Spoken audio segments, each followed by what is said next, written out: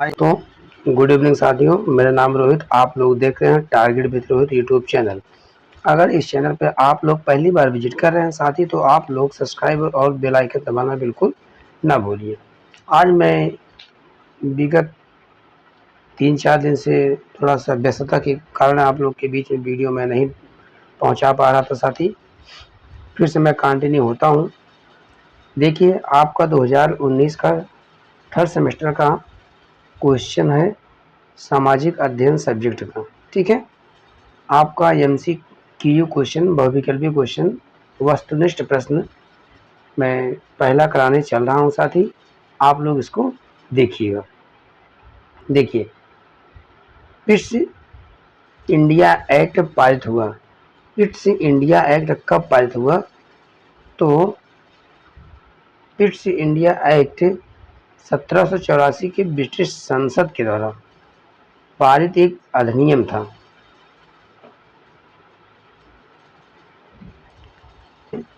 जो यहाँ Pitt's India act आया था 1784 में, जिसे ईस्ट इंडिया कंपनी 1784 के नाम से भी जाना जाता है। इसका उद्देश्य रेगुलेटिंग एक्ट की खामियों को दूर करना था। ठीक है, हमारा है साथी सेकंड क्वेश्चन, तुजुक बाबरी की भाषा है। तुजुक बाबरी की जो भाषा है वो क्या है?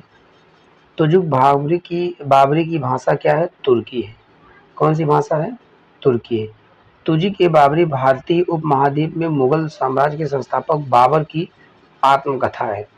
बाबर द्वारा इसे तुर्की भाषा में लिखा गया था। अकबर के दिशा निर्देश पर तुजुक ए बाबरी का नाम फारसी में अनुवाद किया गया, जिसका नाम 1589 में बाबरनामा। कब? 1589 में बाबरनामा अकबर के एक कुलीन मिर्जा अब्दुल रहीम द्वारा दिया गया। हम चलते हैं साथी, चित्रकला का सर्वाधिक विकास किसके शासनकाल में हुआ था? तो चित्रकला का सर्वाधिक विकास जहांगीर के शासनकाल में हुआ था। बाबर के शासनकाल में नहीं होगा, हुमायूं के शासनकाल में नहीं होगा। किसके शासनकाल में? जहांगीर के शासनकाल में। औरंगजेब के शासनकाल में नहीं होगा। तो चित्रकला की मुगल शैली की शुरुआत सम्राट अकबर के शासनकाल में 1560 में हुई। ठीक, जहांगीर के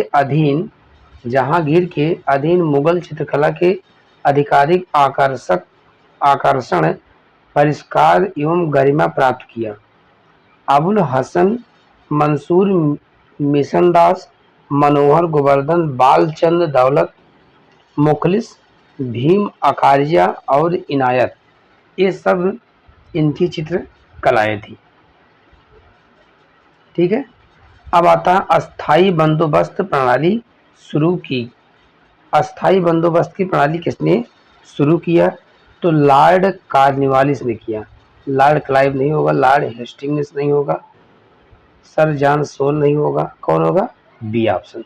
ठीक है, अस्थाई बंदोबस्त 1793 में गवर्नर जनरल लॉर्ड कॉर्नवालिस द्वारा पेश किया गया था। इसे बंगाल के अस्थाई बंदोबस्त के रूप में जाना जाता है। चलिए, अगला क्वेश्चन हमारा है साथी, अकबर के प्रसिद्ध दरबारी संगीतज्ञ थे। अकबर के जो प्रसिद्ध दरबारी संगीतज्ञ थे वो कौन थे? तो तानसेन थे। तानसेन बहुत ही प्रसिद्ध संगीतज्ञ अकबर के दरबार में माने जाते थे। तो अकबर के प्रसिद्ध दरबारी संगीतज्ञ तानसेन थे। तानसेन एक भारतीय संगीतकार और कवि थे जो हिंदुस्तानी शास्त्रीय संगीत की उत्तर भारतीय परंपरा में एक महत्वपूर्ण व्यक्ति थे। उनका वास्तविक नाम राम तनु पांडे था। उनका वास्तविक नाम क्या था? राम तनु पांडे। तानसेन का वास्तविक नाम कौन था? क्या था? तो भैया इनका वास्तविक नाम क्या था? राम तनु पांडे। ठीक है, कवि थे। उन नवरत्नों में जो कवियों का नाम है उनको आप देख लीजिए। तो राजा बीरबल क्या है? पहला राजा बीरबल, इनका वास्तविक नाम मोहनदास था। तानसेन, इनका वास्तविक नाम रामतनु पांडे था।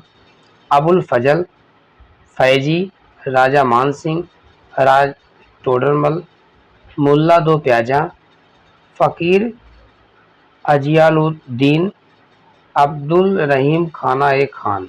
ठीक है, ये अकबर के दरबार के नवरत्न कवि थे। चलिए अगला क्वेश्चन, बुलंद दरवाजा का निर्माण करवाया था। बुलंद दरवाजा का निर्माण किसने करवाया था? तो बुलंद दरवाजा का निर्माण अकबर ने करवाया था। किसने करवाया था? अकबर। बुलंद दरवाजा का निर्माण मुगल शासक अकबर ने गुजरात विजय की स्मृति में 1602 ईस्वी फतेहपुर सीकरी में बनवाया था। इसे बनाने में करीब 12 वर्ष का समय लगा था। कब बना था? 1602 में। कहाँ बना था? फतेहपुर सीकरी में। कितना समय लगा था? 12 साल का समय बुलंद दरवाजा बनवाने में लगा था।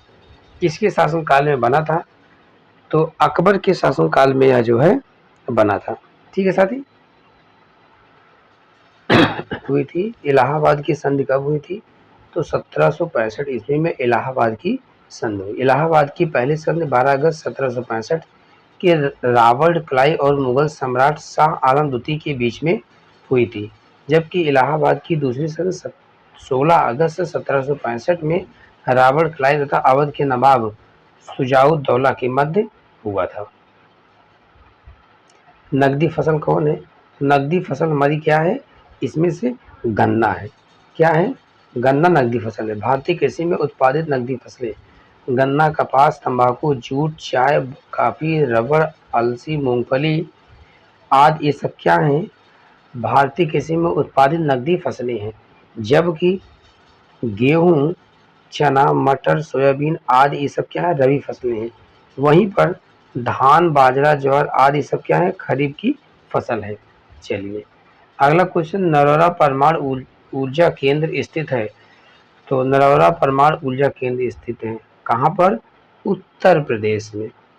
कहाँ पर है? उत्तर प्रदेश में।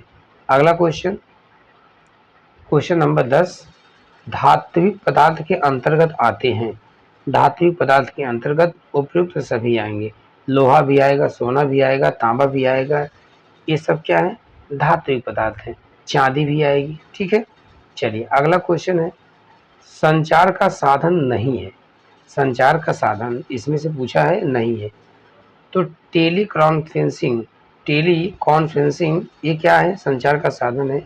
इंटरनेट भी है, ईमेल भी है, लेकिन हेलीकॉप्टर या जो है संचार का साधन नहीं है। आपसे पूछा है नहीं, तो इसका ऑप्शन हमारा क्या होगा? बी सही होगा। ठीक है। चलिए इसकी व्याख्या देख लीजिए। टेलीकॉन्फ्रेंसिंग, इंटरनेट, ईमेल आज संचार के क्षेत्र हैं, जबकि हेलीकॉप्टर, रेल, बस आदि यातायात के क्या हैं? ये साधन है। ठीक है साथी। रावा है, महान विक्टोरिया स्थल पाया जाता है। तो महान विक्टोरिया मरुस्थल कहाँ पाया जाता है? महान विक्टोरिया मरुस्थल कहाँ पाया जाता है? तो ऑप्शन में दिया गया अमेरिका, अमेरिका में होगा नहीं। एशिया में होगा नहीं। अफ्रीका में। कहाँ पर? ऑस्ट्रेलिया में। ठीक है। दुनिया के महत्वपूर्ण मरुस्थल के नाम आप देखिए कौन कौन से नाम हैं इनके। तो पहला महान विक्टोरिया मरुस्थल कहाँ पर है? ऑस्ट्रेलिया। अंटार्कटिका मरुस्थल कहाँ पर है? अंटार्कटिका में। आर्कटिक मरुस्थल कहाँ है? ध्रुवीय क्षेत्र पर। सहारा मरुस्थल अफ्रीका में। सहारा मरुस्थल इम्पोर्टेंट है। क्या है साथी? इम्पोर्टेंट है। अरेबियन मरुस्थल मध्य पूर्व में। गोबी मरुस्थल भी इम्पोर्टेंट है। क्या है? गोबी मरुस्थल भी क्या है? इम्पोर्टेंट है। यहाँ मंगोलिया, चीन और एशिया में है गोबी मरुस्थल। ठीक है। पेंटागोनिया मरुस्थल कहाँ पर है? दक्षिण अमेरिका में। कालाहारी मरुस्थल अफ्रीका में। महान बेसिन मरुस्थल उत्तरी अमेरिका में। ठीक है। सीरियाई मरुस्थल कहाँ पर है? तो मध्य पूर्व में। सीरियाई मरुस्थल कहाँ पर है? तो मध्य के पूर्व में। चलिए अगला क्वेश्चन है, राष्ट्रपति द्वारा राज्यसभा में कितने सदस्यों को मनोनीत किया जाता है? तो 12 सदस्यों को क्या किया जाता है? मनोनीत किया जाता है। कितने सदस्यों को? 12 सदस्यों को मनोनीत किया जाता है। अनुच्छेद 80 के अंतर्गत राज्यसभा एक अस्थायी सदन है। राज्यसभा क्या है? एक अस्थायी सदन है। इसके सदस्यों की अधिकतम संख्या 250 हो सकती है। राज्यसभा के सदस्यों की कार्यकाल 6 वर्ष का होता है। राष्ट्रपति द्वारा साहित्य, विज्ञान और सामाजिक सेवा में विशेष ज्ञान या व्यवहारिक अनुभव रखते हो ऐसे 12 सदस्यों को मनोनीत किया जाता है। चलिए अगला क्वेश्चन, राज्यसभा का पदेन सभापति अध्यक्ष, राज्यसभा का पदेन सभापति या अध्यक्ष होता है तो उपराष्ट्रपति होता है। कौन होता है? उपराष्ट्रपति। बी ऑप्शन सही होगा। न तो राष्ट्रपति होगा, न प्रधानमंत्री होगा, न तो लोकसभा का अध्यक्ष होगा। भारत का उपराष्ट्रपति राज्यसभा का पदेन सभापति होता है। सदन संयुक्त रूप से अपने सदस्यों में उपसभापति को चुनता है। भारत की संसद के नाम, संसद के 3 अंग होते हैं भैया। कौन कौन है? राज्यसभा, लोकसभा, राष्ट्रपति। संसद में कितने अंग होते हैं? तो 3 अंग होते हैं। 3 अंग में देखिए, पहला राज्यसभा, दूसरा लोकसभा, तीसरा क्या है? राष्ट्रपति। चलिए क्वेश्चन नंबर हमारा क्या है? 15। भारत में शासन का प्रमुख होता है। भारत में शासन का प्रमुख होता है तो कौन होता है? राष्ट्रपति होता है। भारत में शासन का क्या होता है? प्रमुख कौन होता है? राष्ट्रपति। यह जो है देश का प्रथम मुखिया कहा जाता है। क्या कहा जाता है? प्रथम मुखिया कहा जाता है। तो भारतीय संविधान के अनुसार सरकार के संसदीय स्वरूप के अंतर्गत सरकार का संवैधानिक प्रमुख होता है, जबकि मंत्रिपरिषद की वास्तविकता कार्यकारिणी की अध्यक्षता प्रधानमंत्री करते हैं। यह हमारा आज का क्वेश्चन नंबर 15वां लास्ट था। 2019 का MCQ क्वेश्चन में पूरा आपको कंप्लीट आज करवा दिए हैं साथी। ठीक है, 19 का बहुविकल्पीय क्वेश्चन इसी पर समाप्त होता है। आप लोग अपने दोस्तों को ज़्यादा से ज़्यादा शेयर करिए और जोड़ने का प्रयास कीजिए। आज से मैं लगातार मैं कंटिन्यू आपके बीच में बना रहूँगा। ठीक है, अभी जब तक कोई हमारी परीक्षा इस समय बीच में नहीं लगती है। ठीक है साथी, आज की क्लास यहीं तक। बहुत बहुत धन्यवाद। All the best. बहुत बहुत धन्यवाद आप लोगों को। जय हिंद, जय भारत।